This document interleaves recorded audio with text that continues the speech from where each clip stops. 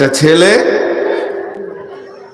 ঘুরে ঘুরে বেড়ায়, সত্য ঘটনা পত্রিকায় দিয়েছিল, সারা বাজারে প্লাস্টিক কুড়িয়ে বেড়ায় আর রাতে স্টেশনে পড়ে থাকে। ও কি 5 স্টার হোটেলে থাকবে? রাতে স্টেশনে পড়ে থাকে। ছেলেটা নিজে বলছে, আমি আল্লাহকে শুয়ে শুয়ে বলি, আল্লাহ আল্লাহ, তুমি আমাকে স্টেশনে শোয়ার লোক বানাইলে, আর স্টেশনের পাশে 20 তলা বিল্ডিং, এসি গাড়িতে ঘুরছে, তারা এসি ঘরে থাকছে, কি সুখে রয়েছে ওদের জীবন, আমি কি দোষ করলাম? আর আল্লাহ ওই জায়গায় বলছেন, ওশকুরলি, তুই শুকর কর। ছেলেটা নিজে পত্রিকায় দিয়েছে প্রতিবেদনে, বাড়ি পশ্চিমবঙ্গে বীরভূম বর্ধমানের ভিতরে, গুজরাটে ভুজে কাজ করত।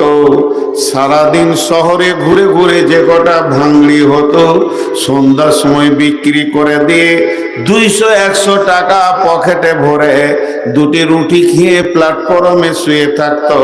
ওই ছেলেটি লিখছে পত্রিকায়, শিক্ষিত ছেলে, যে আমি আল্লাহকে অনেক বলেছি, মাবুদ আমি কি দোষ করলাম যে আমি ভাঙড়ি বিক্রি করে পৃথিবীতে খাবো, আর যেগুলো গাড়িতে চড়ে বেড়াচ্ছে এগুলো আল্লাহ আপনার কেমন গোলাম, যে এসি গাড়ি আর এসি বাড়িতে এরা থাকবে, বউ নিয়ে আনন্দ করবে, ছেলে মেয়েকে নিয়ে আনন্দ করবে, আর আমি 2 মাস 3 মাস অন্তর একবার ছেলে মেয়ে দেখতে পাবো। মাবুদ তোমার কারিশমা। 2002 সালে যখন এই ঘটনা, ভূমিকম্প শুরু হয়, গভীর রাত্রি যখন 1:30 বাজে, তখন ভুজে গুজরাটে যে ভূমিকম্পটা হয়েছিল, আনন্দবাজার পত্রিকায় দিয়েছে। ছেলেটা যখন রাত্রি 1:30, ট্রেনের বগিগুলো হড়বড় করছে, উঠে দেখলাম 20 তলা ঘরগুলো একদম ভেঙে ভেঙে পড়ছে, আর ভিতরের মানুষগুলো চাটনি বাটা হয়ে গেছে। তখন সাজদায় পড়ে কেঁদে বলেছিলাম, মাবুদ তুমি কত বড় মেহেরবান যে আমাকে এত বড় বিল্ডিং দাওনি। তাই আমার আল্লাহ বলছেন, ওয়াশকুরলি ওয়ালা তাকফুরুন, গোলাম রে, তোকে যেই হালাতে আমি রাখি না কেন সেটা তুই শুকর করেলে, খবরদার আমার বিরুদ্ধে কথা বলবি না।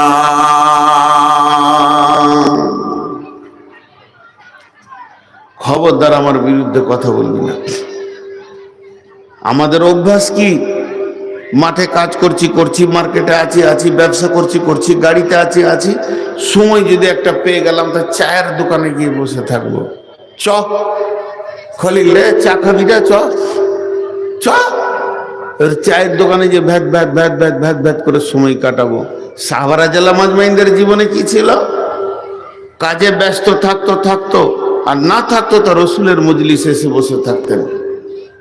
তো আলকামা বিন হারিস সাহাবিটার নাম, তিনি তার বংশের কয়েকটি লোককে নিয়ে রসুলের কাছে গেলেন। নবীজি বলছে, তোমরা কে গো? বলছে, আমরা মুমিন। বলে, নিজেকে মুমিন বলছো কেন? বলে, আমাদের 5টা জিনিসের উপরে ঈমান আছে, আর 5টা আমল করি, আর আমাদের খানদানে 5টা অভ্যাস আছে, এই জন্য ঈমানদার বলছি। নবীজি বলছেন, আমাকে শোনাও। বলে, আমাদের আল্লাহর উপরে ঈমান আছে, আখিরাতের উপরে ঈমান আছে, ফেরেশতার উপরে ঈমান আছে, কিতাবের উপরে ঈমান আছে, নবীদের উপরে ঈমান আছে। আমরা কালেমা শাহাদাতের সাক্ষী দিই, সালাত আদায় করি, যাকাত দিই, রোজা রাখি, হজ করি, 5 5 10 হয়ে গেল। ও দয়ার নবীগণ, আমাদের খানদানে, আমাদের বংশে, আমাদের গোষ্ঠীতে 5টা স্বভাব আছে। যদি আপনি খারাপ বলেন তো তওবা করে ছেড়ে দিব, আর যদি আপনি ভালো বলেন তো সঙ্গে সঙ্গে সেটাকে গ্রহণ করে রেখে দিব। নবীজি বললেন, বলো তোমাদের খানদানের অভ্যাস কি, স্বভাব কি, তোমরা বলো। তখন আলকামা বিন হারিস বলছেন, ও দয়ার নবী গো, যেদিন আমরা পেট পেট ভরে খেতে পায় সেদিন আল্লাহর শুকরিয়া করে, আর যেদিন আমরা খেতে পাই না, অভাব থাকে, সেদিন আমরা সবর করে নি। আর যখন আমরা দুশ্মনের বিরুদ্ধে লড়াই করি, সকলে জমে লড়ি, আবার দুশ্মনের কোনো বিপদ হলে আনন্দ হয় না, খুশি হয় না, তাদের পাশে গিয়ে তাদেরকে সান্ত্বনা দিই। ও দয়ার নবী গো, আমাদের 5 নম্বর গুণ হলো আল্লাহ আমাদেরকে রোগে শোকে দুঃখে সুখে অভাবে সচ্ছলতায় যেমন করে রাখুক না কেন, কোনদিন আল্লাহর উপরে নারাজ হয় না। আল্লাহর দেওয়া আপনার কিনা যেটাই আমার উপরে আসবে অবস্থা, ওই হালটাকে আমরা আনন্দে গ্রহণ করে নি।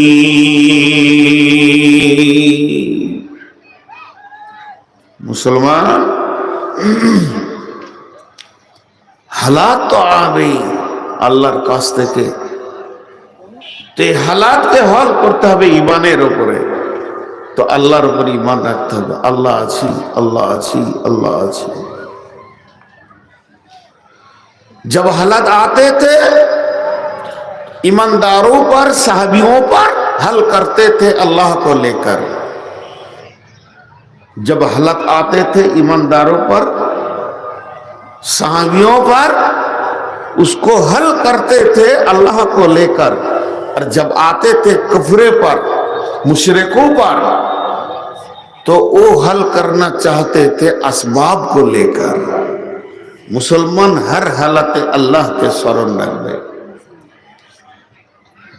अल्लाह तबारक व तआला बोलेन, प्रथम आमार उपरे ईमान आन, नम्बर 2 ওয়াল ইয়াউমিল আখিরি, কঠিন আখিরাতের দিন শ্বাসটা বন্ধ হয়ে যাওয়ার পর জান্নাতে পৌঁছানো পর্যন্ত লম্বা একটা জীবন আছে। কবরের একটা জীবন, কিয়ামতের একটা জীবন, পুলসিরাতের একটা জীবন, জাহান্নামের একটা জীবন, জান্নাতের একটা জীবন। এই লম্বা জিন্দেগির উপরে ঈমান আনতে হবে। ওয়ানুফিকা ফিস-সূরি ফাসাইকা মান ফিস-সামাওয়াতি ওয়া মান ফিল আরদি ইল্লা মান শাআল্লাহু সুম্মা নুফিকা ফীহি উখরা ফাইদা হুম কিয়ামুন ইয়ানজুরুন। কবরে মানুষ কতদিন শুয়ে থাকবে? সর্বশেষ সব থেকে কম সময় যে লোকটা কবরে শুবে, ওকে 40 বছর শুয়ে থাকতে হবে। কোরআনের মধ্যে এসেছে, আল্লাহ সূরা জুমারে বলেন, ওয়ানুফিকা ফিস-সূরি ফাসাইকা মান ফিস-সামাওয়াতি ওয়া মান ফিল আরদি। যখন ইসরাফিল প্রথম সূর ফুঁকে দিবে, বিশ্বমণ্ডলটা ভেঙে চুরমার হয়ে যাবে। গাছপালা, নদী নালা, পাহাড় পর্বত, জমি জায়গা, মাঠ পুকুর বাগান খেতি কিছুই থাকবে না। গোটা দুনিয়াটা একটা রুটির খোলার মতো হয়ে যাবে। মানুষ সব মাটি চাপা পড়ে যাবে। পৃথিবীটা জিরো জিরো শূন্য, না প্রাণী থাকবে, না অক্সিজেন থাকবে, না গাছপালা থাকবে। এই অবস্থায় 40টা বছর পার হবে বন্ধুরে। 40টা বছর পার হওয়ার পর ইসরাফিল দ্বিতীয় সূর ফুঁকবে। তখন মানুষ কবর থেকে উঠবে। আল্লাহ চ্যালেঞ্জ দিয়ে বলছেন, মিন আইয়ি শাইইন খলাকাহু মিন নুতফাতিন খলাকাহু ফাকাদ্দারা সুম্মা সাবিলা ইয়াসসারা সুম্মা আমাতাহু ফাআকবারা। তোকে কি দিয়ে বানিয়েছিস তুই জানিস কি না? আমি জানি। তোকে কোন জিনিস দিয়ে বানিয়েছে? তোদেরকে নাপাক পানি দিয়ে বানিয়েছে, এবং তোদেরকে পৃথিবীতে আসার রাস্তাটা সোনার ছিল না, পৃথিবীতে আসার রাস্তাটা কাঠের ছিল না। তোদেরকে এমন দরজা দিয়ে পৃথিবীতে এনেছে, সেটা হলো পেচ্ছাবের রাস্তা। একবার নয়, দুইবার নয়, একবার নয়, দুইবার তোকে পেচ্ছাবের রাস্তা দিয়ে দুনিয়াতে এনেছে। শুধু তাই নয়, দুনিয়ার তোর চাহিদা আমি আল্লাহ মিটায়, সুম্মা আমাতাহু ফাআকবারা, একদিন তোদেরকে মেরে কবরে নিয়ে চলে যাব। ওয়া ইদাল কবর বুসিরাত, এবং কবর থেকে সবকে উঠাবো। আফালা ইয়ালামু ইদা বুসিরা মা ফিল কবর, কি তুমি জানো না কবরের ভিতরে কোন বস্তু রয়েছে? যেদিন জমিনের বুককে খুলে দেওয়া হবে, কবরবাসীরা উঠবে। এরপরে হল কিয়ামত। কানা মিকদারুহু 50 আলফ সানাতিন, 50,000 বছর কিয়ামতের ময়দানে দাঁড়িয়ে থাকতে হবে। একটা পায়ের উপরে ভর দিয়ে আর একটা পাকে তুলতে দেওয়া হবে না। এইভাবে 50,000 বছরে কাটবে। শুধু তাই নয়, 50,000 বছর যাওয়ার পর এরপরে থাকলো মিজান, দাঁড়ি পাল্লা, নেকি বদি ওজন হবে, ডান হাতে বাঁ হাতে সার্টিফিকেট হবে। আর তারপরে তোকে পুলসিরাতের উপরে ছেড়ে দেয়া হবে। পুলসিরাতে ব্রিজটা কত বড়! জি ফারাক্কা সমান না হাওড়া সমান, না রবীন্দ্র ব্রিজ, না ভাগলপুরের ব্রিজের সমান। বন্ধুরে আমার, সেটা 1500 বছরের রাস্তা হবে। 50,000 বছরে একটা দিন হবে। এইরকম দিনে 365 দিনে একটা বছর হবে। এইরকম 1,500 বছর হাঁটতে হবে। এর নাম হলো পুলসিরাত। জাহান্নাম দাও দাও করে চলছে। জাহান্নাম জবান দিয়ে আল্লাহর সঙ্গে কথা বলবেন, রব্বি আইনাল মুতাকাব্বির আইনাল মুতাজাব্বির। কই সে বেঈমানের দল? লুদু, তাবা, তাস, জুয়ো, মদ সব বুঝেছিল, কালাম পাক বুঝেনি, মসজিদ বুঝেনি। কটা সময় তাসের ঝালে বসতে হবে, কতগুলো জুয়ো খেলতে হবে, কতগুলো মদ খেতে হবে, সব বুঝে এসেছিল। তারা কয় তাদেরকে দাও। তারপরে রয়েছে জান্নাত, চিরসুখের জায়গা। আল্লাহ বলেছেন খালিদিনা ফিহা আবাদা, সেখানে অনন্তকাল থাকতে হবে।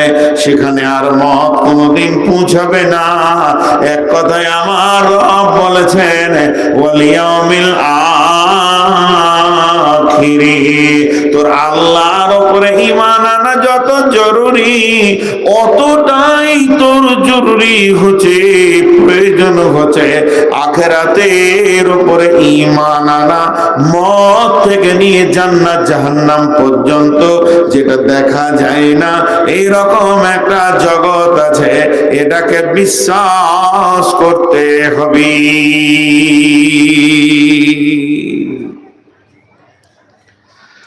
একসাথে অনেকগুলো কথা বলে দিলাম, আখিরাতের গোটা কথাটা বলে নিলাম। কমিটির কোনো ছেলে গিয়ে চাওয়ালাকে এখান থেকে নিয়ে গিয়ে একবারে রাস্তায় তুলে দেন, নাহলে ওইখানটা ও দোকান বানিয়েছে চোখের সামনে। ও বুঝছে না যেটা আমার কত ডিস্টার্ব হচ্ছে। ও ভাবছে মার্কেট জমে গেছে, খালি কেটলিতে ঢালছে আর খাওয়াইছে। যাও ভাগাও এখান থেকে, সুজা ওকে বলো যে চলে যা, ফারাক্কা স্টেশনের লোক চা খুঁজছে, নাহলে সাহেবগঞ্জ চলে যা। শীতের সময় পেরেশান লোক চায়ের লেগে, ও এখানে পড়ে আছে। তো যাই হোক, আমার কথাগুলো বোঝার চেষ্টা করেন। আজকে আমরা মুত্তাকি হতে চলেছি।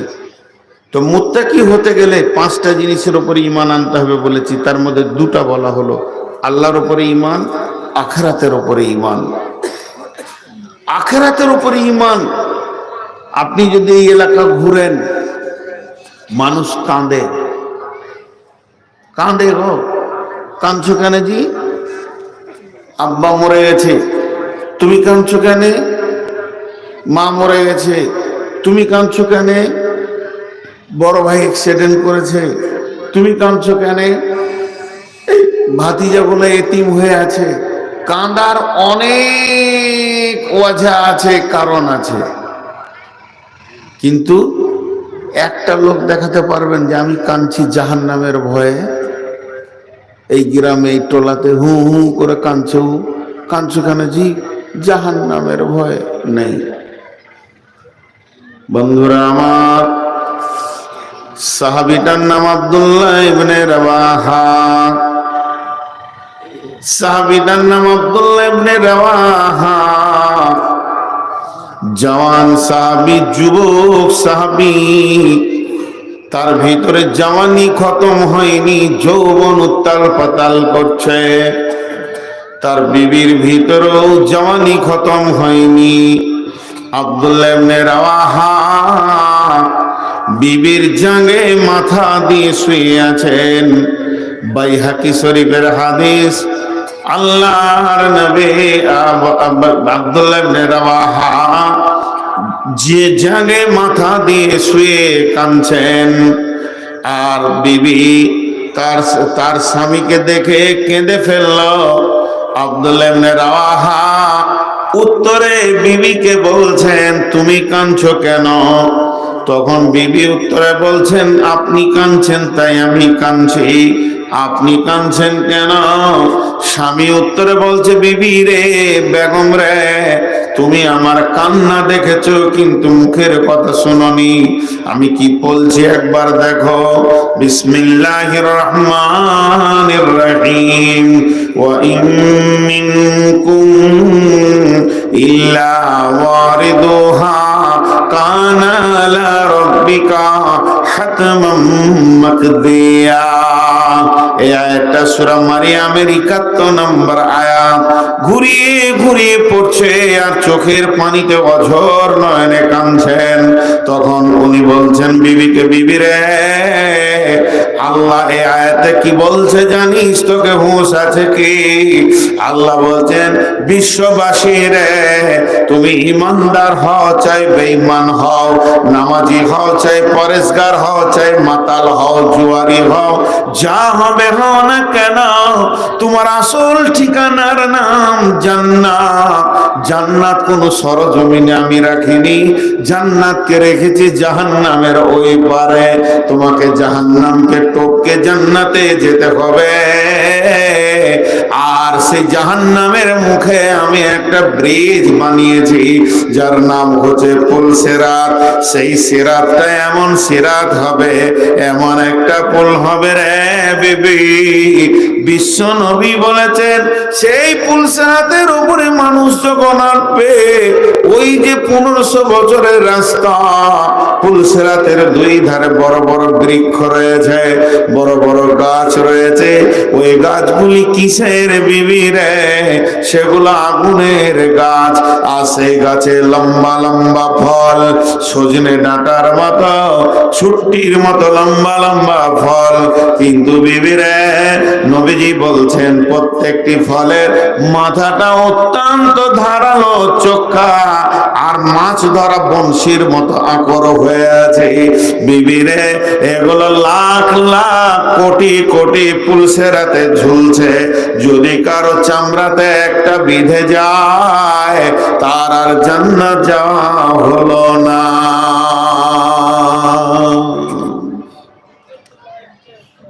আখিরাতের উপর ঈমান আনতে হবে। নাম্বার 3, ওয়াল মালাইকা।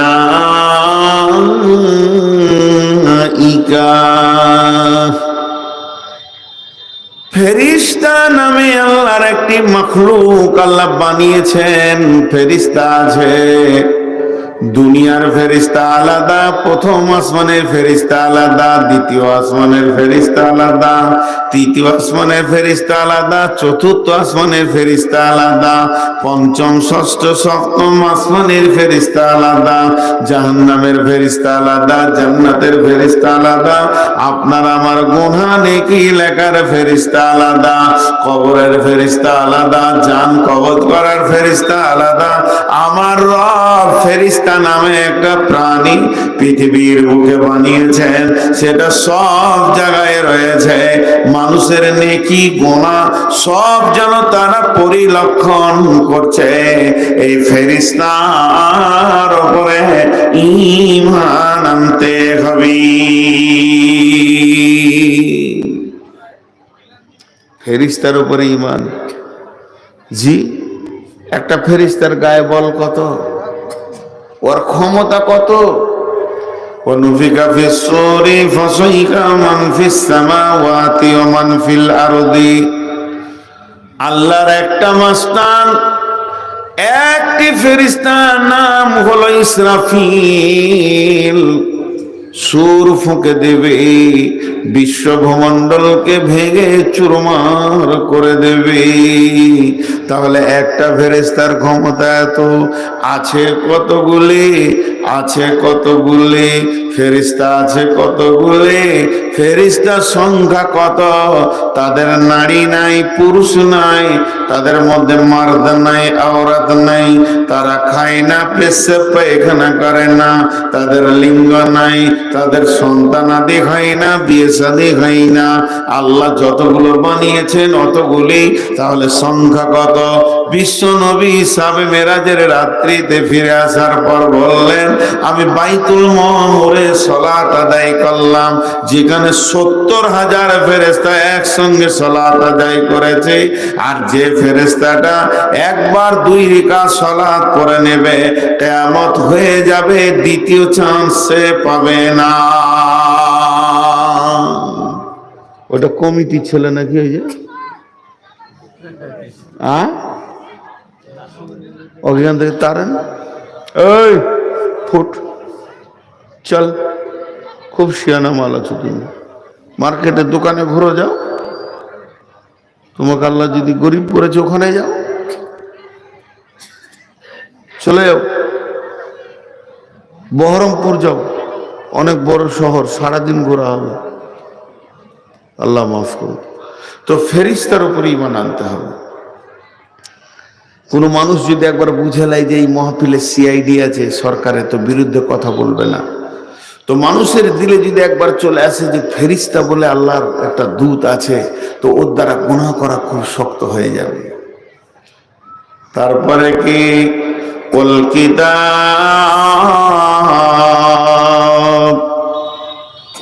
কিতাবের উপরে ঈমান। কিতাব বলতে আসমান থেকে যত কিতাব এসেছে, একটা কিতাব নয়, 2টা নয়, 125-30-এর ওপরে কিতাব এসছে, আসমানি কিতাব। ছোট ছোট কিতাব অনেক রসুল এসেছিলেন, রসুল রেসালা থেকে রসুল, তাই সেই কিতাব উপরে ঈমান আনতে হবে। তার মধ্যে 4টা হলো খাস, তওরাত, ইনজিল, জবুর, ফুরকান। এর মধ্যে কোরআন হলো সর্বশ্রেষ্ঠ। সমস্ত কিতাবের উপরে ঈমান আনতে হবে। সেই কিতাবগুলি সত্য, আল্লাহ পাঠিয়েছেন, এর ভিতরে কোনো মিথ্যা নাই।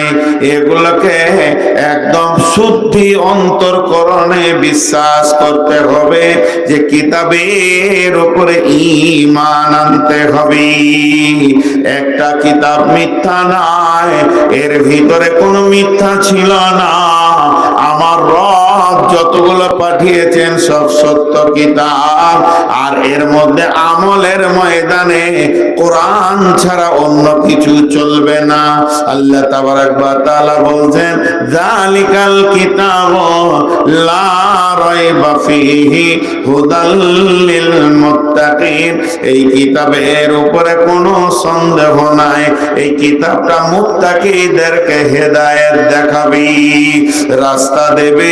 আল্লাহ বলছেন, ওয়াইন কুনতুম ফি রাইবিন মিম্মা নাযালনা আলা আবদিনা ফাতু বিসূরাতিন মিন মিসলিহি ওয়াদউ শুহাদাকুম মিন দুনিল্লাহি ইন কুনতুম সাদিকিন।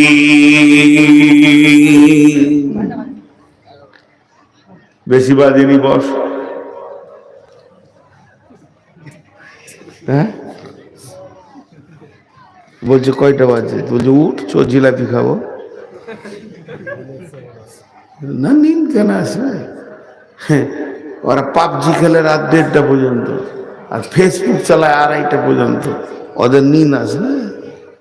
হ্যাঁ, পাবজি না বাবজি আছে জি, বাবজি। জি বসেন। তাহলে কিতাবের উপর ঈমান আনতে হবে। আচ্ছা, আপনারা একটা কথা বলেন, রাসূলুল্লাহ সাল্লাল্লাহু আলাইহি সাল্লাম লিখতে পড়তে জানতেন? লিখতে পারতেন? পড়তে পারতেন? জি না। কেন? কিতাবটাকে সলিড করার জন্য আল্লাহকে ওনাকে অক্ষর দেননি।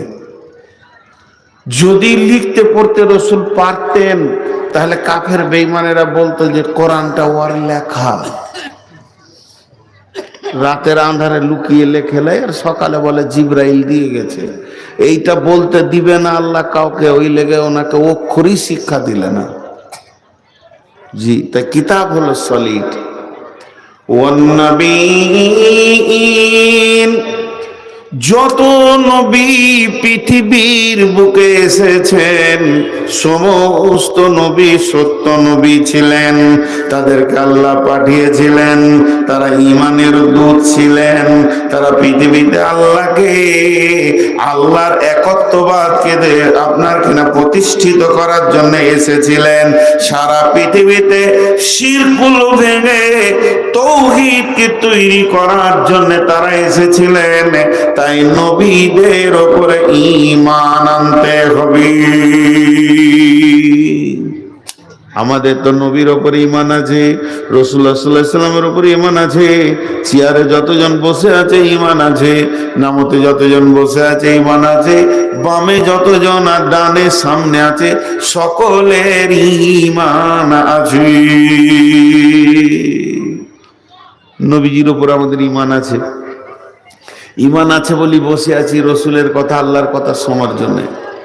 কিন্তু কাফের মদিনার কাফের, মক্কার কাফের একদম পাক্কা বেঈমানের ঈমানের কথা শুনেন। সেটা কে?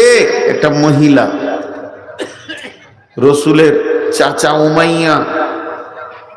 উমাইয়া একটা মুশরিক কাফের। সে উটকে খেতে দিছে আর উটের পিঠে এরকম করে মারছে, থাবা মারছে, থাপ থাপ করে। নবীজি রাস্তায় পেরিয়ে গেছিলেন, তো উমাইয়া বলছে, এই বেটা মুহাম্মদ, তোকে এই উটে চড়ে হত্যা করব, কাটবো। কত বড় কথা রসুলকে বললেন। আল্লাহ রসুল উঁচু নিচু নোংরা কথা কিছু বলেননি, খালি বললেন যে আগামী জিহাদে তুই মরবি, বাস এইটা বলে দিয়ে চলে গেলেন। ও উটকে খাট পানি ভুসি ভাষা যা ছিল খাওয়াইলে পানি টানি দিয়ে এবার বাড়িতে গেছে নিজে খাওয়ার জন্যে। তো খাবার খেয়েছে তো মনে হচ্ছে রোগা, মনের শান্তি নাই। বিবি বলছে শরীর খারাপ, মাথা ব্যথা, পেটে ব্যথা। ওর বিবি হলো কাফের মুশরিক মেয়ে। তো বলছেন না, বলে তোমাকে দেখে কেমন কেমন লাগছে জি। বলছে শোন, তাহলে উটকে খেতে দিছিলাম আর আব্দুল্লাহর এতিম বেটাটা ওই যে নবী বলে দাবি করছে রাস্তায় যে ছিল, তোকে বললাম যে এই উটে চেপে তোকে হত্যা করব। তুই আমাকে পাল্টা বললে কি জানিস, আগামী জিহাদে তুই মরবি। কাফের মেয়ে, বেঈমান মেয়ে, মুশরিকা মেয়ে কি বলছে দেখেন। সঙ্গে সঙ্গে স্বামীকে বলছে তোমার আর উপায় নাই। ওই লোকটা এমন একটি লোক, ওই ছেলেটা এমন একটি ছেলে, ও সত্যবাদী, মিথ্যা বলে না, আর ওর জবানে যেটা বের হবে এটা সত্য কথা। অতএব কেন তুমি ঘাঁটাতে গেলে, তোমার আর উপায় নাই। তার মানে বেঈমানেরাও জানতেন নবীজি মিথ্যা ছিলেন না, নবীজি সত্য ছিলেন। যত নবী পৃথিবীতে এসেছে এদের উপরে ঈমান আনতে হবে। তাহলে ঈমানের পাঁচটা হয়ে গেল। আল্লাহর উপরে ঈমান, আখিরাতের উপরে ঈমান, ফেরেশতার উপরে ঈমান, কিতাবের উপরে ঈমান, নবীদের উপরে ঈমান। আল্লাহ তাবারক ওয়া তাআলা বলছেন তোদের যখন পাঁচটা জিনিসের উপরে ঈমান চলে আসলো, মান আমানা বিল্লাহি ওয়াল ইয়াউমিল আখিরি ওয়াল মালাইকাতি ওয়াল কিতাবি ওয়ান নবিয়্যিন, তোদের পাঁচটা ঈমান জানলো এবার 5খানা আমাল তোদেরকে পৃথিবীতে করতে হবে। আমলের আবিধানিক অর্থ হলো কাজ। তাহলে 5টা কাজ যখন তোরা করে নিবি, এই 5 আর 5 10 যখন হয়ে যাবে, সারা পৃথিবী তোকে বেঈমান বলবে, সারা পৃথিবী তোকে যা বলবে বলো, আমি আল্লাহ তোকে মুত্তাকি বলবো রে, মুত্তাকিরা জান্নাতে যাবি। আমলের 5টা কি? নাম্বার 1, ওয়াতাল মালা আলা হুব্বিহি যাবিল কুরবা ওয়াল ইয়াতামা ওয়াল মাসাকিনা ওয়া ইবনাস সাবিলি ওয়াস সাইলিনা ওয়া ফির রিকাব। মাল দান করতে হবে। যখনই মওকা লেগে যাবে তুই তোর আখিরাতের জন্য সম্পদকে জমা কর। মুত্তাকি কোনদিন বখিল হতে পারে না। ওয়াতাল মালা, তারা মালকে দান করবে। তার কোথা দেবে? আল্লাহ 6টা জায়গার কথা বলেছেন। যাবিল কুরবা ওয়াল ইয়াতামা ওয়াল মাসাকিনা ওয়া ইবনাস সাবিলি ওয়াস সাইলিনা ওয়া ফির রিকাব। এই 6 জায়গায় তারা নিজের মালকে দান করবি। মাল দান করতে হবে, বখিল হলে হবে না। এতক্ষণ ঈমানের কথা বলছিলাম, ওই বিশ্বাস রাখার কথা, এবার মাল দান করার কথা শুরু হয়ে গেল। মাল দান করতে হবে, বখিল হলে হবে না। মাল দাও। নবীজি বলছেন ইত্তাবাউল মাইয়াতা সালাসাতুন ফায়ারজিআনি ইসনানে ওয়া ইয়াবকা মা হুয়া ওয়াহিদুন ফায়ারজিআনি ইসনানে ফায়ারজিআনি আহলুহু মালুহু ওয়া ইয়াবকা মা হুয়া ওয়াহিদুন আমালুহু। আল্লাহর নবী বলছেন যখন মানুষ মরে যায় তার সঙ্গে 3টে জিনিস যায়।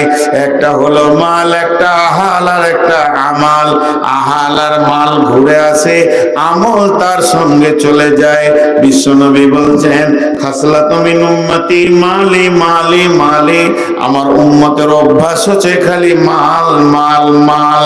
নবীজি বলছেন মালের ভিতর থেকে তোমার মাল হলো 3টি। 1 নম্বরে যেটা তুমি খেছো সেটা তোমার মাল, যেটা তুমি পড়ছো এটা তোমার মাল, আর যেটা তুমি আল্লাহর রাস্তায় জমা করছো এটা তোমার মাল, আর বাকি যেটা তুমি ছেড়ে যাচ্ছ এটা তোমার মাল নয়। তুমি মরে যাও, যাদের মাল তারা বন্টন করে নেবে। মাল ধন ধন করিও না, ধন উপার্জন, মরিলে তোমার সঙ্গে যাবে না ধন। ধন জন উপার্জন না রহে কাহার, আনিত ভবে নিত ব্যবহার। ধন জন উপার্জন না রহে কাহার, অপরে তোমার মালে উড়াবে বাহার। আজ তুমি করিতেছ ধন ধন, কালকে এ ধন তোমার হইবে বন্টন। সেকেন্দার বাদশা মরিবার কালে এই ওসিয়ত করেন ওয়ারিস সকলে, মরিলে আমার তরে শুনো বারে বার, কাফনের সাথে হাত বেদনা আমার, সকলিতে মিলে ঝুলে খাটিলিতে করে, 2 হাত ঝুলাইয়া লইয়া যাইও মরে। এই হাল দেখে মোর যত মাখলুকাত, আফসোস করে আর কহিবে এ বাত। 7 মুলুকের সেকেন্দার ছিল, সকলে থাকিল আজ খালি হাতে গেল।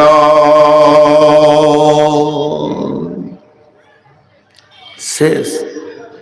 তাহলে মাল দান করতে হবে। ওয়া আকামাস সালাতা, নামাজ কায়েম করতে হবে। নামাজের ব্যাপারে বিস্তারিত কিছু বললাম না, খালি 3 বার বলে দিয়েছি। বেনামাজি মুমিন নয়, মুমিন বেনামাজি নয়। বেনামাজি মুমিন নয়, মুমিন বেনামাজি নয়। পৃথিবীর বুকে যারা বেনামাজি তারা মুমিন হতে পারে না, আর মুমিন কোনোদিন বেনামাজি হতে পারে না। অতএব প্রত্যেকটা লোককে সালাত আদায় করতে হবে, ওয়া আতাজ যাকাতা, এবং যাকাত দিতে হবে। যাকাতে কোনো মাপ নাই বন্ধুরে। যার মাল বেশি হয়ে গেছে তাকে যাকাত দিতে হবে। তাহলে তিনটে বলে দিলাম, 1 নম্বরে মাল দান করতে হবে, 2 নম্বরে সালাত আদায় করতে হবে, 3 নম্বরে যাকাত দিতে হবে, 4 নম্বরে ওয়াল মুফুনা বিআহদিহিম ইদা আহাদু, যখন তুমি কারো সঙ্গে কোনো ওয়াদা করবে, কারো সঙ্গে কোনো ওয়াদা করবে, তো মুসলমান কোনদিন ওয়াদা খিলাফ করবে না। আয়াতুল মুনাফিকি সালাসাতুন, ইজা হাদাসা কাযবা, ওয়া ইজা তুমিনা খানা, ওয়া ইজা ওয়াদা ফাখলাফা। মুনাফিকের আলামত 3টি, তার মধ্যে একটা হলো ওয়াদা খিলাফ করবে। যখন তুমি কোনো ওয়াদা করবে তো ওয়াদাকে পুরা করতে হবে। ওয়াল মুফুনা বিআহদিহিম ইযা আহাদু, মুমিন কোনদিন ওয়াদা খিলাফ করবে না।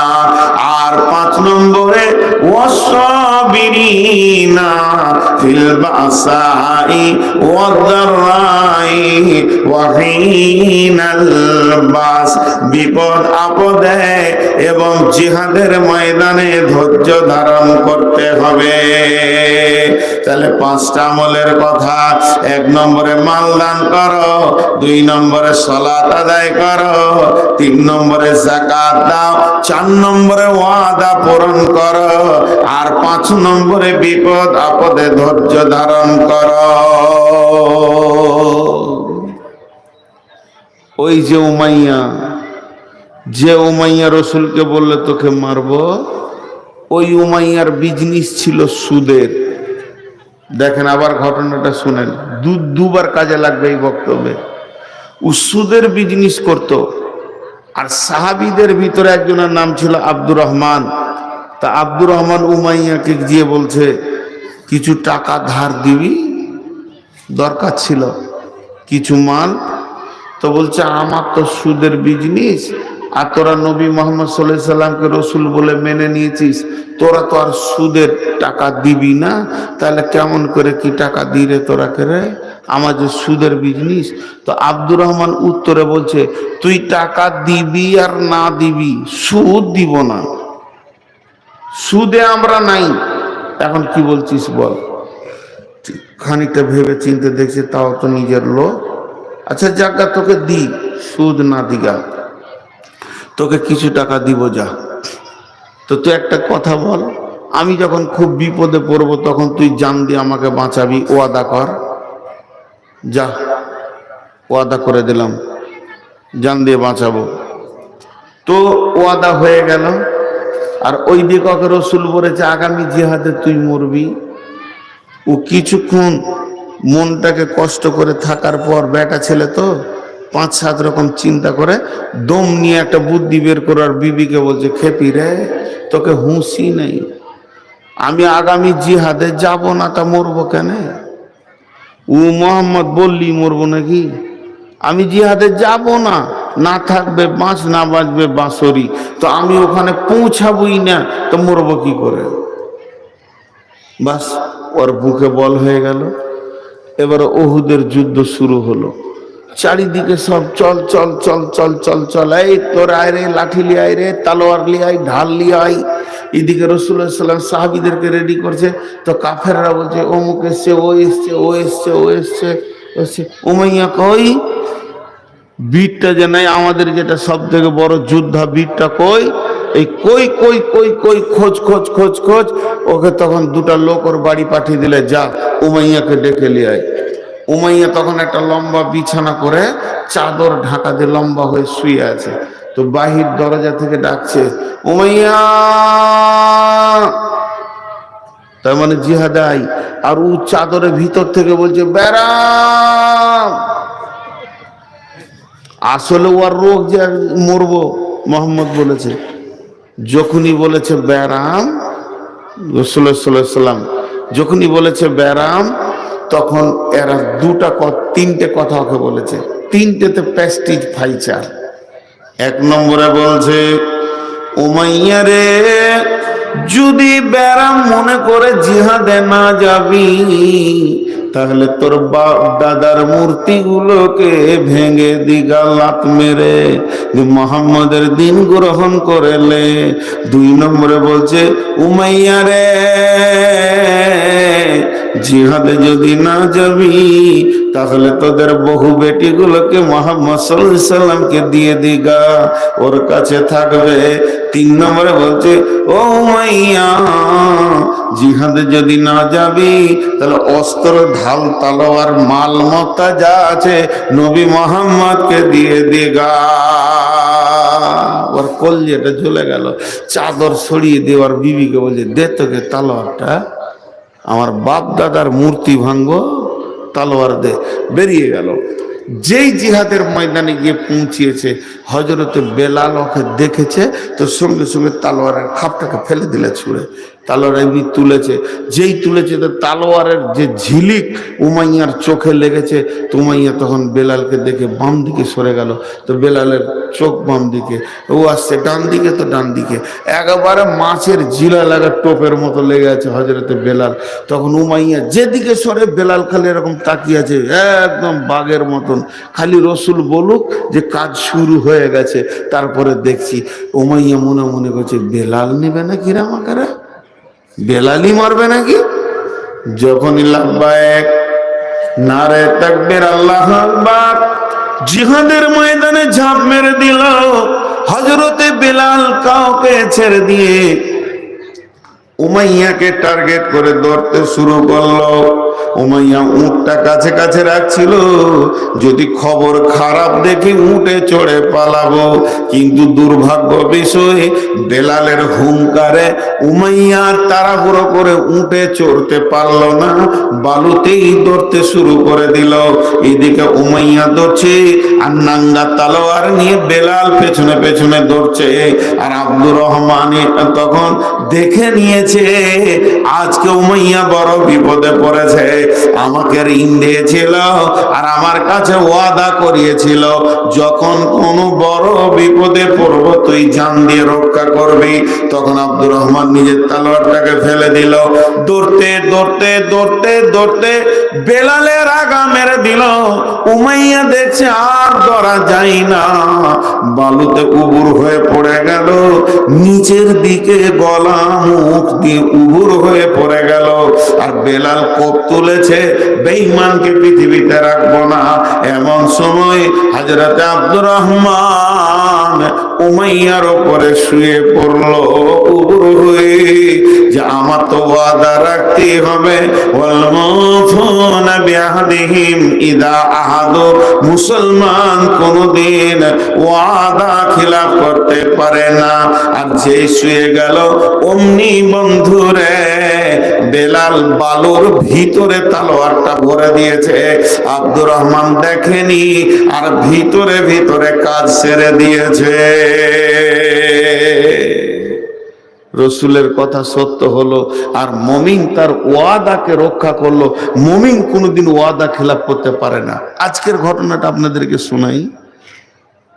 আজকে আমি আসবো না নিয়ে, কেন? কালকে আমাকে মেডিকেল করতে হবে, করতেই হবে, কাগজে সই করে জমা দিতে হবে।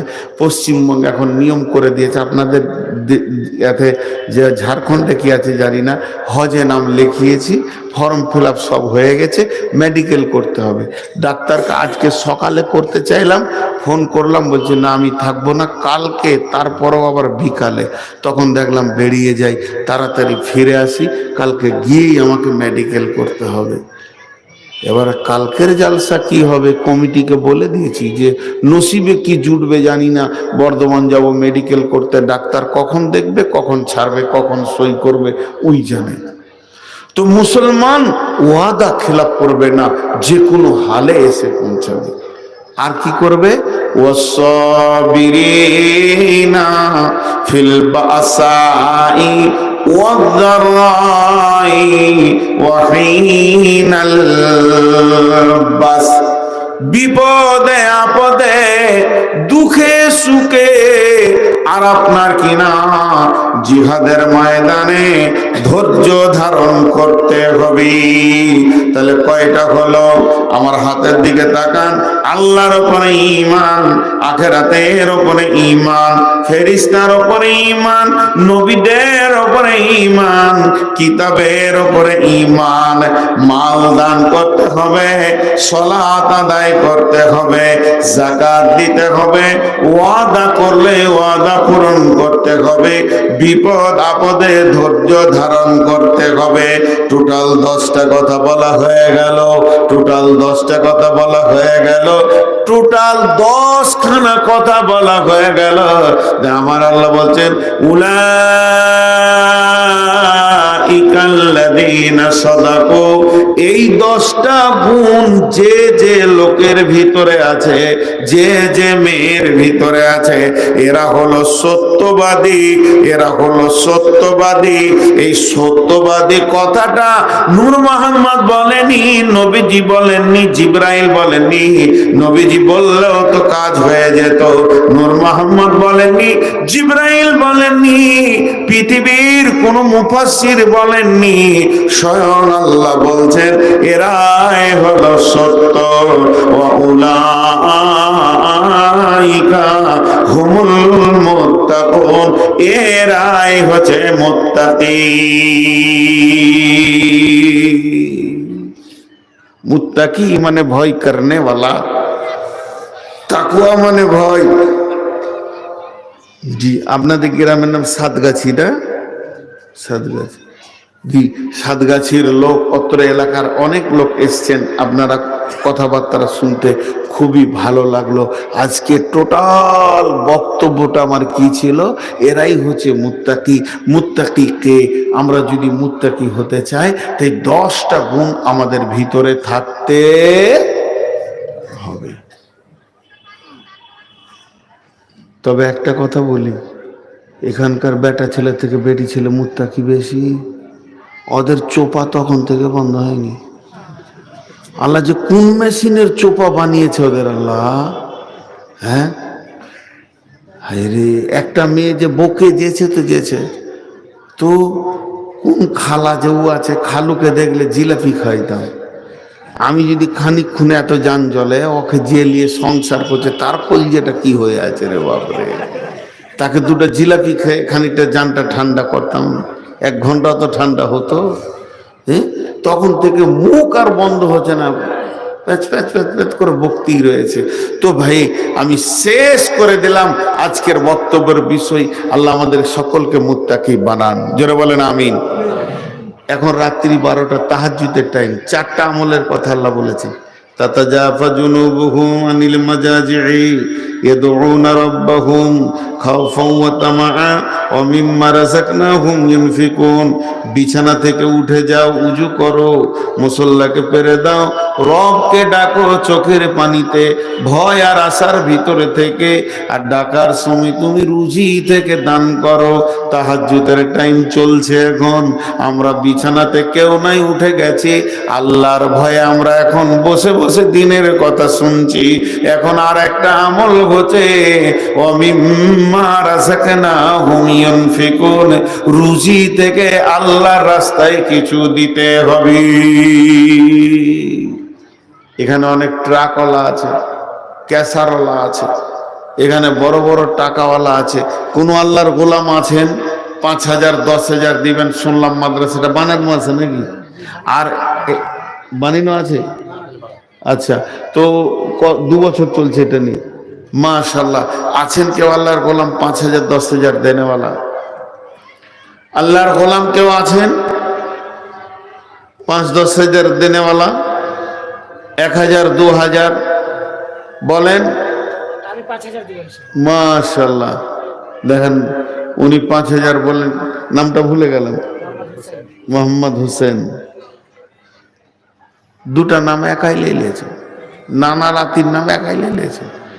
দিলালপুর মাদ্রাসা একটা ছেলে ভর্তি হতে এসছে, তো আব্দুল হান্নান সাহেব জিজ্ঞেস করছে, শোনা কথা, আমরা তো দেখিনি, তোমার নাম কি জি? বলছে মোহাম্মদ হজরত আলী হোসেন। বলে একাই এতগুলো নাম লিলে জি, ভাগ টাগ করে নিলে তো ভালো হতো। তো মোহাম্মদ হোসেন ভাই 5,000। আর কেউ আছেন বলেন? জি বলেন, আর কেউ আছেন? একটা নাম বলেন ওনার সঙ্গে জোড়া হন 5,000-এর। যেটা দেবেন ওইটা থাকবে আপনার, এগুলার সুর করে বলার দরকার নাই, আপনি নিজেই বুঝছেন। খালি একবার মোড়ে দেখেন, ভাগ বন্টন হয়ে যাবে,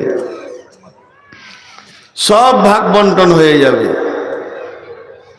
যেটা দেবেন ওইটা থাকবে।